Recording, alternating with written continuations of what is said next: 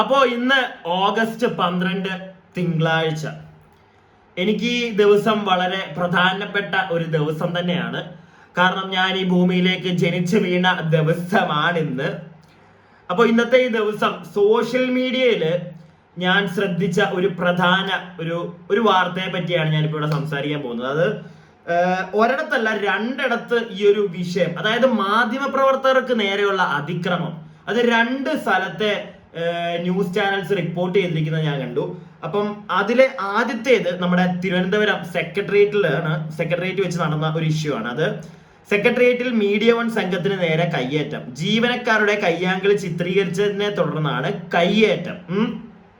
അപ്പോൾ ഈ ഒരു വിഷയമായിട്ട് ബന്ധപ്പെട്ട ഒരു വീഡിയോ ക്ലിപ്പ് ഞാൻ നിങ്ങൾക്ക് ഇവിടെ കാണിച്ചു തരാം. എന്നിട്ട് അടുത്ത മാധ്യമപ്രവർത്തകർക്ക് നേരെ ഉണ്ടായ കയ്യാങ്കളിലേക്ക് നമുക്ക് പോകാം. ആദ്യം ഇത് നിങ്ങളൊന്ന് കാണുക, എന്നിട്ട് ഇതിനെപ്പറ്റി ജസ്റ്റ് ചെറുതായിട്ട് ഞാനൊന്ന് സംസാരിക്കാം.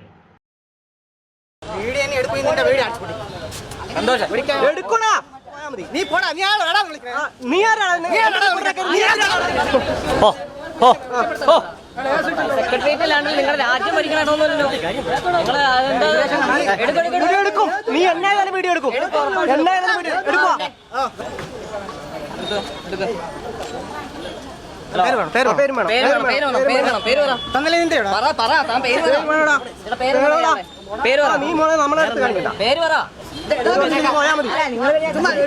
നീ പേര് പറഞ്ഞിട്ട് പോയാ മതി. നീ പോടാ, നീ ആരാണ്?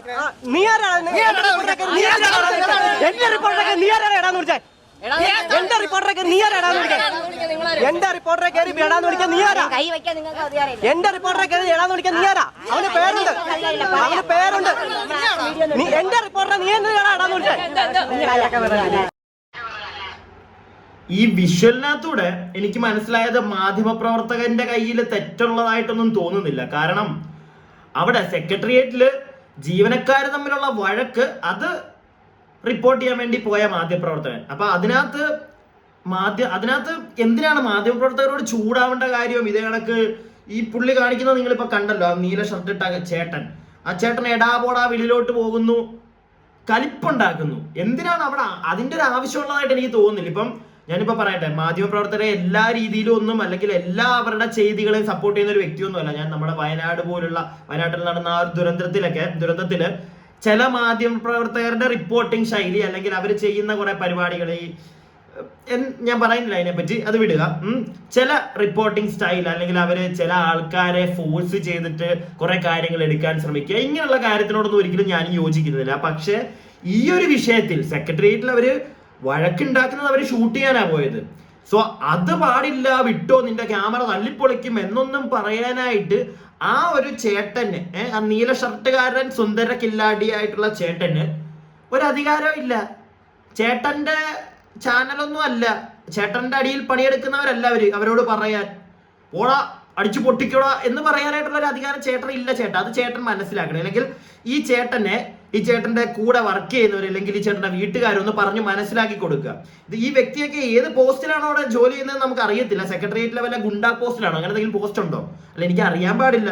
റിപ്പോർട്ടർമാരെ, ചാനലുകാരെയൊക്കെ ഇങ്ങനെ മറ്റേ പോടാ പാടാ എന്ന് പറഞ്ഞ് വിളിക്കേണ്ട കാര്യം ഇപ്പൊ കൂടുള്ള റിപ്പോർട്ടർ ക്യാമറമാനോടാന്ന് തോന്നുന്നു പറയുന്നത്. നീ എന്തിനാണ് എന്റെ റിപ്പോർട്ടറിനെ, അങ്ങനെ എന്തോ അവരുടെ ഇടയ്ക്കുള്ള റിപ്പോർട്ടറും ക്യാമറമാനും കാണുമല്ലോ. അപ്പം ക്യാമറമാനാന്ന് തോന്നുന്നു, നീ എന്തിനാണ് എന്റെ റിപ്പോർട്ടറിനെ എടാന്ന് വിളിച്ചത്, അതുകൊണ്ടാണ് ഞാൻ തിരിച്ച് എടാന്ന് വിളിക്കുന്നത് എന്നുള്ള ഒരു എടാ പോടാ സംസാരത്തിലേക്കൊക്കെ ചെറിയ ചെറിയ കാര്യങ്ങളാ. അപ്പൊ എനിക്ക് തോന്നിയത് കൂടുതലും ഈ ഒരു ചേട്ടൻ ആവശ്യമില്ലാതെ വന്ന് വഴക്കുണ്ടാക്കുന്ന ആൾക്കാണ് എനിക്ക് എന്തായാലും തോന്നിയത്. കുറച്ചും കൂടെ ഉണ്ടെന്ന് കാണും. നീ എന്റെ മേത്ത് കൈവച്ചു, നീ എന്റെ മേത്ത് കൈവച്ചു, തിരിച്ചു കൈവെക്കുന്ന അല്ല എന്റെ സ്വഭാവം. എന്റെ പേര് മുഹമ്മദ് ആഷിഖ്, ഞാൻ മീഡിയ വണ്ണിന്റെ തിരുവനന്തപുരത്ത് റിപ്പോർട്ടറാണ്. നിങ്ങളുടെ പേരെന്താണ്? നിങ്ങളുടെ ഇവിടുത്തെ എന്താണ് ജോലി, എന്താണ് പറ.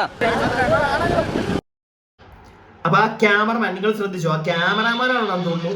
ആ ഒരു ക്യാമറാമാനോടാണ് ഈ ചേട്ടൻ വന്നിട്ട് പറയുന്നത്, ഞാൻ അടിക്കോടാ, കൈവച്ചില്ലേടാ എന്ന് ക്യാമറമാൻ ചോദിക്കുന്നുണ്ട്. ആ വെക്കോടാ എന്നുള്ള രീതിയിലാണ് ഈ ചേട്ടൻ വന്ന് പറയുന്നത്. അപ്പം കറക്റ്റ് ഈ ചേട്ടന്റെ ഫേസ് ആണ് കിട്ടുന്നത് നമുക്ക് ക്ലോസ് ആയിട്ട്. അപ്പൊ എനിക്ക് തോന്നുന്നു ക്യാമറമാന്റെ അടുത്തോട്ടാണ്, ക്യാമറമാന്റെ ദേഹത്തും കണ്ട് കൈവെക്കോ എന്തോ ചെയ്തിട്ടുണ്ട് ഈ വ്യക്തി. അങ്ങനെയാണ് അതിനകത്ത് ഇവരുടെ ഒരു സംസാരത്തിൽ നിന്ന്, ഇവരുടെ ഒരു കോൺവെർസേഷനകത്ത് മനസ്സിലാക്കാൻ പറ്റുന്നത്. അപ്പം റിപ്പോർട്ടർ അവിടെ നിന്ന് ചോദിക്കുന്നുണ്ട്, നീ എന്റെ ക്യാമറാമാനോടല്ലടാ ഈ പറഞ്ഞു, ക്യാമറമാന്റെ അകത്ത് കൈവെക്കത്തില്ലടാ എന്നുള്ള ഒരു ടോണിൽ അവിടെ സംസാരം നടക്കുന്നുണ്ട്. അപ്പൊ എന്തൊക്കെയാണെങ്കിലും സെക്രട്ടേറിയറ്റിലെ ജീവനക്കാർക്കൊന്നും ഒരു മാധ്യമപ്രവർത്തകന്റെ നേരെ കൈവെക്കാനുള്ള അധികാരമൊന്നുമില്ല. അതുപോലെ തന്നെ തിരിച്ച് മാധ്യമപ്രവർത്തകരും കൈവെക്കാനുള്ള അധികാരം ഉണ്ടെന്ന് ഞാൻ പറയുന്നില്ല. പക്ഷെ മാധ്യമപ്രവർത്തകനോട് കൈവച്ചതായിട്ട് ആരും പറയുന്നില്ല. ഈ വ്യക്തി തന്നെ വന്നിട്ട് പറയുന്നുണ്ട്, ഞാൻ കൈവെക്കൂടാ എന്നുള്ളൊരു സാധനം വീഴുന്നുണ്ട്. അധികാരപ്പെട്ട ആളുകൾ, പോലീസുകാരൊക്കെ കാണുന്നുണ്ടെങ്കിൽ ആ ചേട്ടൻ ഒന്ന് പറഞ്ഞ് മനസ്സിലാക്കി കൊടുക്കുക. ഇങ്ങനെയുള്ള വാക്കുകൾ പറയാൻ പാടില്ല.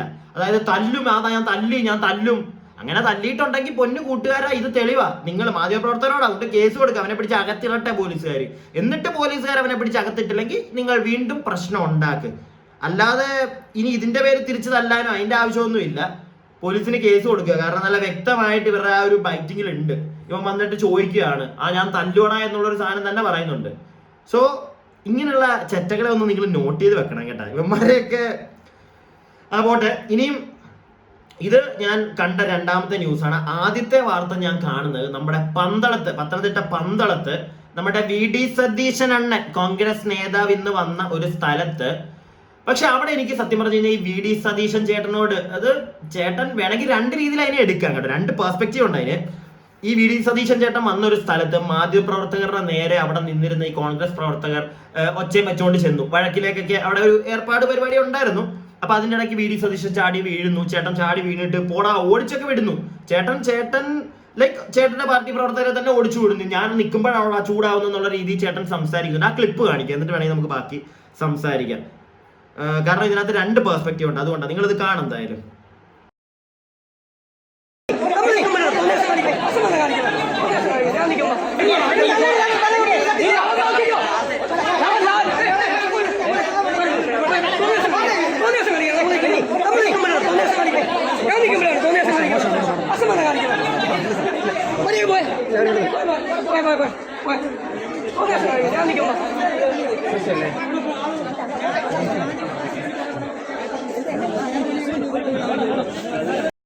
പിറന്നാൾ ദിവസം ഉണ്ടല്ലോ, ഞാൻ സോഷ്യൽ മീഡിയ തുറന്നപ്പോ കാണുന്നത് മൊത്തം ഇതാ, കൂട്ടത്തല്ല്. പക്ഷെ ഈ കൂട്ടത്തല്ലിനകത്ത് സതീശേട്ടൻ ചേട്ടൻ ചാടി വീണിട്ട് പറയുന്നത് കേട്ടില്ല. ഞാനൊക്കെ നിൽക്കുമ്പോഴാണോ നീയൊക്കെ ഇവിടെ കിടന്ന് ഷോ കാണിക്കുന്നതെന്നും പറഞ്ഞ് വിടുന്നുണ്ട്. അപ്പൊ എനിക്ക് ഒന്നെങ്കിൽ ഹി ഈസ് നല്ലൊരു പൊളിറ്റീഷ്യനാണ്, അതുകൊണ്ടാണ് മാധ്യമപ്രവർത്തകർക്ക് നേരെ സ്വന്തം പാർട്ടിക്കാർ തന്നെ പുള്ളി ചുമ്മാ ആവശ്യമില്ലാത്ത പ്രശ്നങ്ങൾ ഉണ്ടാക്കിയപ്പോൾ പുള്ളി ഇടപെട്ടിട്ട് പോടാ എന്ന് പറഞ്ഞു വിടുന്നത്. ഒന്ന് നമുക്ക് അങ്ങനെ എടുക്കാം, he is A good politician എന്ന് വേണമെങ്കിൽ എടുക്കാം. ഇല്ലെങ്കിൽ മറ്റേ വേറെ രീതിയിലും പറയാം, മനഃപൂർവ്വം എല്ലാം പ്ലാൻ ചെയ്ത് ഞാൻ വരുമ്പോഴത്തേക്ക് നീയൊക്കെ മാധ്യമപ്രവർത്തകരുമായിട്ട് ശണ്ട കൂടണം, അപ്പൊ ഞാൻ ഇടയ്ക്ക് വന്ന് ചാടി കോംപ്രമൈസ് ചെയ്യും, അപ്പൊ എനിക്ക് കുറച്ച് ബൂസ്റ്റപ്പ് കിട്ടും സോഷ്യൽ മീഡിയയിൽ. അങ്ങനെയും ഇതിനെ കാണാം കേട്ടോ, തള്ളി വിടുന്നില്ല. ആ ഒരു ചാൻസിനെ തള്ളി വിടുന്നില്ല. ഈ ഒരു രണ്ട് ചാൻസേ ഉള്ളൂ ഇതിനകത്ത് എന്താണെങ്കിലും. അപ്പൊ പുള്ളി നല്ല ഒരു ഉദ്ദേശത്തോടാണ് ആ വ്യക്തി അതിന്റെ ഇടയ്ക്കോട്ട് ചാടി വീണ് അത് തള്ളി മാറ്റിയെങ്കിൽ ഒരു ക്ലാപ്സിന് പുള്ളി അർഹനാണ്. കാരണം രാഷ്ട്രീയമല്ല, മനുഷ്യത്വം, അതാണ് ഏറ്റവും ആദ്യമേ വേണ്ടത്. അത് കഴിഞ്ഞിട്ട് രാഷ്ട്രീയമൊക്കെ. വെറുതെ മാധ്യമപ്രവർത്തകരുടെ നെഞ്ചത്ത് കൈവെക്കേണ്ട കാര്യം എന്താ? ചില ആൾക്കാർക്കുണ്ട്. ഇപ്പൊ നേരത്തെ നമ്മൾ കണ്ടല്ലോ സെക്രട്ടേറിയറ്റിലെ ആ ചേട്ടന്റെ ചൊറിച്ചിലൊക്കെ. വെറുതെ അവര് സെക്രട്ടേറിയറ്റിലെ ജീവനക്കാർ വഴക്കുണ്ടാക്കുന്ന ഷൂട്ട് ചെയ്യാൻ പോയവരെയൊക്കെ കയറി ചൊറിയേണ്ട കാര്യമില്ല. വെറുതെ മാധ്യമപ്രവർത്തകരെ കയറി ചൊറിയരുത്. ഇപ്പം ഞാൻ പറഞ്ഞ കണക്കത്തെ ചില മാധ്യമപ്രവർത്തകർ, നമ്മളിപ്പോൾ ഈ ദുരിതാശ്വാസ ആ ഒരു മുഖത്തൊക്കെ കണ്ട ചിലവരെ ഫോഴ്സ് ചെയ്തില്ലെങ്കിൽ തീരെ സംസാരിക്കാൻ പറ്റാത്തവരെ, തളർന്നിരിക്കുന്നവരോട് പിന്നെയും പോയി കഥകൾ ചോദിക്കുന്ന അങ്ങനെയുള്ളവരെ വേണമെങ്കിൽ, കൈവെക്കാനല്ല ഞാൻ പറയുന്നത്, അങ്ങനെയുള്ളവരോട് വേണമെങ്കിൽ നമുക്കൊന്ന് കയർക്കാം, പോടാ ഇവിടെ നിൽക്കാൻ പറ്റത്തില്ല എന്ന് പറഞ്ഞ് ഓടിച്ചു വിടാം. അത് അവിടെ. പക്ഷേ ഇന്നത്തെ ഞാൻ ഈ കണ്ട രണ്ട് വീഡിയോയിലും മാധ്യമപ്രവർത്തകരോട് അങ്ങനെ മോശമായിട്ട് പെരുമാറേണ്ട ഒരു കാര്യമുണ്ടെന്ന് എനിക്ക് തോന്നുന്നില്ല കേട്ടോ. ഇത് എന്റെ പേഴ്സണൽ പേഴ്സ്പെക്റ്റീവ് ആണ്. നിങ്ങളുടെ അഭിപ്രായങ്ങൾ നിങ്ങൾ താഴെ കമന്റ് ബോക്സിൽ രേഖപ്പെടുത്തുക. അതുപോലെ തന്നെ ഈ വീഡിയോ ഇഷ്ടപ്പെട്ടിട്ടുണ്ടെങ്കിൽ ലൈക്ക് ചെയ്യുക. സബ്സ്ക്രൈബ് ചെയ്യാതെ കാണുന്നവരുണ്ടെങ്കിൽ സബ്സ്ക്രൈബ് ചെയ്യുക. എനിക്ക് ഇത്രയൊക്കെ ഉള്ളൂ ഈ ഒരു വിഷയത്തിൽ പറയാൻ. അല്ലാതെ കൂടുതലായിട്ടിരുന്ന് അതിനെ അങ്ങോട്ട് കീറി മുറിക്കാനൊന്നും തോന്നിയില്ല. എന്റെ പേഴ്സ്പെക്റ്റീവ് ഇത്രേ ഉള്ളൂ. ഇന്നത്തെ ഈ കണ്ടതിനകത്ത് വളരെ മോശമായി പോയി മാധ്യമപ്രവർത്തകരോട് ചെയ്തത്.